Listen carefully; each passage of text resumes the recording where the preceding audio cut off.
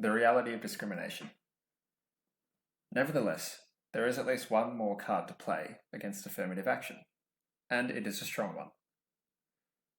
Granted that the playing field is not level, and that access to it is reserved for an already advantaged elite, the disadvantages suffered by others are less racial, at least in 2020, than socioeconomic.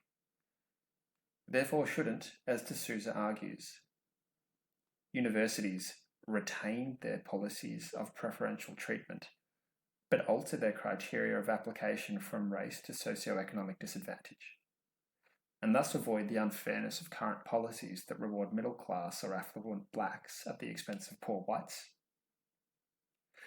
One answer to this question is given by D'Souza himself, when he acknowledges that the overlap between minority groups and the poor is very large, a point underscored by the former Secretary of Education, Lamar Alexander, who said, in response to a question about funds targeted for black students, open quotes, 98% of race-specific scholarships do not involve constitutional problems, end quote.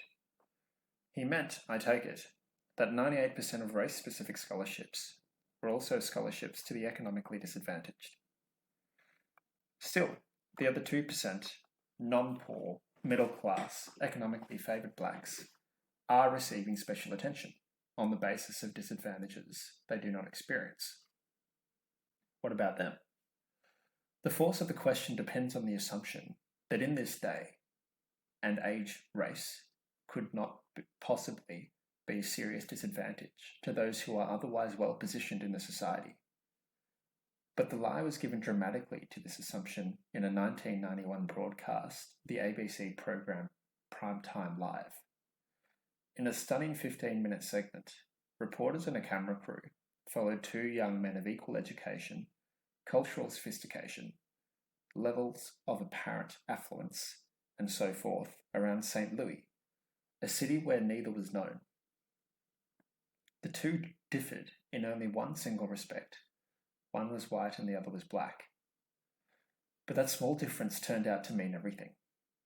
In the series of encounters with shoe salesmen, record store employees, rental agents, landlords, employment agencies, taxicab drivers, and ordinary citizens, the black member of the pair was either ignored or given a special and suspicious attention. He was asked to pay more for the same goods, or come up with a larger down payment for the same car. He was turned away as a prospective tenant, was rejected as a prospective taxicab fare, was treated with contempt and irritation by clerks and bureaucrats, and in every way possible was made to feel inferior and unwanted. The inescapable conclusion was that, alike though they may have been in almost every respect, one of these young men, because he was black, would lead a significantly lesser life than his white counterpart. He would be housed less well, and at a greater expense. He would pay more for services and products when and if he was given the opportunity to buy them. He would have difficulty establishing credit. The first emotions he would inspire on the part of many people he met would be distrust and fear. His abilities would be discounted even before he had a chance to display them. And above all, the treatment he received from minute to minute would chip away at his self-esteem and self-confidence, with consequences that most of us could not even imagine. As the young man in question said at the conclusion of the broadcast, you walk down the street with a suit and tie and it doesn't matter. Someone will make determinations about you, determinations that affect the quality of your life. Of course, the same determinations are being made quite early on by the kindergarten teachers, grade school principals, high school guidance counsellors, and the like, which results that are cut across socioeconomic lines and place young black men and women in the ranks of the disadvantaged no matter what the bank accounts of their parents happen to show.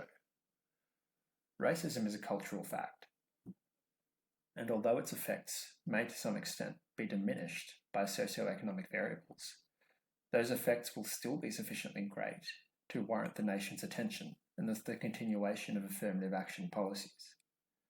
This is true even of the field thought to be dominated by blacks and often cited as evidence of equal opportunity society now affords them. I refer, of course, to professional athletics. But national self-congratulation on this score might pause in the face of a few facts. A minuscule number of African Americans ever receive a paycheck from professional teams. Although nearly 1,600 daily papers report on the exploits of black athletes, they often employ only 7 full-time black sports columnists. Despite repeated pledges and resolutions, Major League teams have managed to put only a handful of blacks and Hispanics in executive positions.